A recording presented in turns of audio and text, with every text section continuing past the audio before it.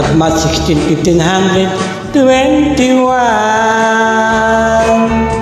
when Philippines was discovered by Magellan. Still sailing day and night across the big ocean until the shore of small Limasawa Island. And Magellan landed in Limasawa at noon. The people meeting were welcome on the shore. They did not understand the speaking they have done, because kasi bagit at waray-waray man. When Magellan landed in Cebu City,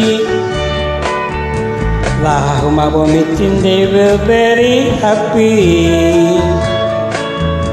All people were baptized and be the church of Christ, and that's the beginning our Catholic life. When Magellan visited Mactan to Christianize them everyone, but Lapu-Lapu with him on the shore, and they Magellan to go back home. Then Magellan got so mad, order is meant to call floods.